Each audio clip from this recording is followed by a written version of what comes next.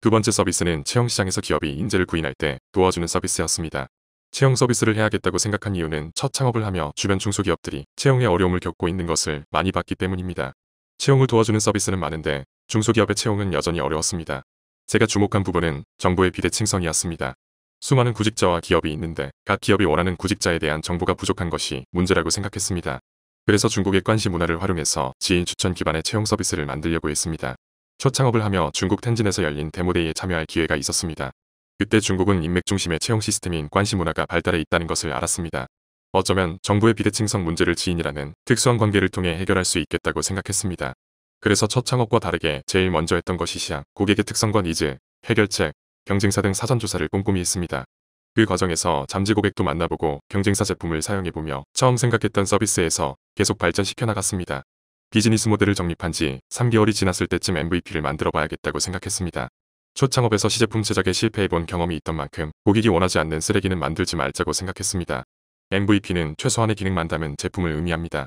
그래서 하고자 하는 서비스가 모바일 서비스라 간단한 앱 개발을 계획했습니다.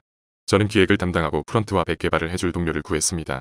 그렇게 2022년 11월에 MVP 개발을 시작했습니다. 목표는 202년 12월까지 개발을 마치고 2023년 1월에 시장에서 테스트해보는 것이었습니다. 앱 기능 정의서, 프로토타입, 컴포넌트 등 기획을 공부해가며 최대한 개발자의 이해하기 쉽게 생각을 전달했습니다. 최대한 완벽한 기획을 하려고 했지만 앱 기획이 처음인 만큼 추상적인 표현들이 많았습니다. 그럴 때마다 개발자들은 제게 질문하고 구체적으로 설명해주는 과정을 계속 반복했습니다. 개발자들과 소통을 하다 보면 생각지도 못했던 논리의 문제를 발견하고 해결해야만 했습니다. 단순한 기능적 논리의 문제도 있었지만 서비스의 본질적 문제도 있어서 이런 소통이 매우 중요했습니다. 어느덧 처음 계획한 개발 완료일이 다 되었지만 처음 기획한 내용에 오류를 수정하며 개발하다 보니 완료하지 못했습니다. 그래서 한 달, 두 달, 개발 완료일을 미루었습니다. 그렇게 6개월이 지났고 여전히 MVP는 완성하지 못했습니다. 이때 깨달았습니다. MVP는 이렇게 만드는 게 아니다. 지금 잘못하고 있다. MVP의 뜻 그대로 최소한의 기능만 넣고 빠르게 시장에서 테스트해보며 고객의 피드백을 바탕으로 서비스를 수정해야 하는데 처음부터 너무 완벽한 앱을 만들고 있다고 판단했습니다. 최소한의 기능만 간단하게 기획했다고 생각했지만 그렇지 못했습니다. 처음 기획할 때는 사소한 기능들이 실제 구현되고 운영할 때는 매우 복잡했습니다. 어쩌면 첫 창업 때와 똑같은 실수를 반복하고 있다고 생각했습니다. 그래서 과감하게 MVP 개발을 중단하고 개발자들에게 솔직하게 이야기했습니다. 제가 잘못 기획해서 MVP 완성이 안 되고 있다. 지금이라도 올바른 방향으로 가야겠다고 단순하게 생각했던 불필요한 기능은 다 빼자고 이야기했습니다. 다행히 개발자들도 이해 공감하고 다시 새로운 방향으로 더 가볍게 핵심 서비스만 담은 MVP를 만들었습니다. 이때가 2023년 4월이었습니다. 제가 틀렸다는 것을 인정하는 것은 어렵지 않았지만 제 기획만 믿고 열심히 개발해준 개발자들에게 이 말을 전하기 너무 미안했습니다. 그동안 열심히 개발해준 것이 결과적으로 쓸모가 없어졌기 때문입니다. 처음 MVP는 10개 기능이 있었다면 새롭게 방향을 잡은 MVP는 1개 기능만 빠르게 만들었습니다. 그렇게 2023년 7월 첫 MVP가 완성되었습니다. 다소 엉성하지만 카카오톡 로그인 기능과 핵심 기능이 담긴 앱이 완성되었습니다. 이때부터 제가 생각한 가설이 시장에서 유효한지 테스트해봤습니다. MVP를 통해 약 30명을 대상으로 테스트해본 결과 10명 중 1명꼴로 관심을 보였습니다. 생각한 것보다 반응이 너무 부정적이었습니다. 그래서 고객의 피드백을 반영해 MVP를 수정해서 다시 테스트해봤습니다. 그런데 여전히 반응이 없었습니다. 여기서 선택을 해야 했습니다. 피보팅을 해서 계속 서비스를 발전시킬지 아니면 서비스의 핵심인 지인 추천의 문제를 근본적으로 해결하기 위해 서비스를 중단할지 고민했습니다. 일주일 정도 더 테스트해보고 생각해본 결과 그만하는 게 좋겠다고 생각했습니다. 채용 시장에서 지인 추천이라는 요소가 충분히 의미 있는 가치를 지녔다고 생각하지만 지금 제 지식과 경험으로는 서비스로 풀어낼 수 없겠다고 판단했습니다.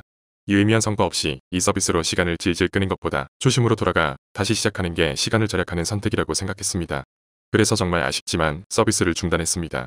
약 1년 동안 매일 생각했던 서비스를 포기하자니 아쉬움과 함께 또 한 번 실패했다는 사실이 저를 멍하게 만들었습니다. 1년이라는 시간이 공중분해된 것 같았습니다. 그동안 크고 작은 일들로 실패에 익숙해졌다고 생각했는데 아무리 많이 실패를 경험해도 똑같이 마음은 쓰린 것 같습니다. MVP를 만들고 시장 테스트를 하며 합법적인 서비스 운영을 위해 변호사 법률 상담도 받고 채용 서비스 운영을 위한 국가 공인 자격증도 공부해서 취득했습니다. 또 비즈니스 모델 자문을 위해 A씨, 투자심사역, 선배 창업가와 미팅도 했습니다. 그리고 정부 지원금 목적이 아닌 전문가의 평가를 듣기 위해 창업경진대회에 나가 IR 피칭도 했습니다. 피칭을 할 당시는 서비스에 정말 자신 있었고 이 서비스가 성공할 수 있다고 믿었습니다. 그래서 그런지 경진대회에서 우수상이라는 성과도 있었습니다. 아직 사업계획서 작성과 IR 발표 실력이 죽지 않았다는 것을 스스로 느낄 수 있었습니다. 거의 2년 6개월 만에 서는 IR, 피칭자리라 잘못하면 어쩌나 걱정했는데 꽤난 걱정이었던 것 같습니다. 발표장에 들어가 심사위원 앞에 서는 순간 온몸에 피가 돌면서 아드레날린이 분비되는 기분이었습니다. 너무 신났습니다. 20살 때 열정 100%였던 순간이 생각나며 심사위원들 앞에서 발표를 할 수 있다는 사실에 너무 행복했습니다. 두 번째 창업을 실패하면서 쓰린 감정도 있었지만 한편으로는 더 큰 자신감이 생겼습니다. 결과만 보면 첫 번째 창업이 더 이룬 게 많아 보이지만 과정을 보면 두 번째 창업이 10배는 성공적이었습니다. 첫 번째 창업은 그냥 한번 해보자라는 식으로 생각 없이 했던 것이 잘 풀렸던 겁니다.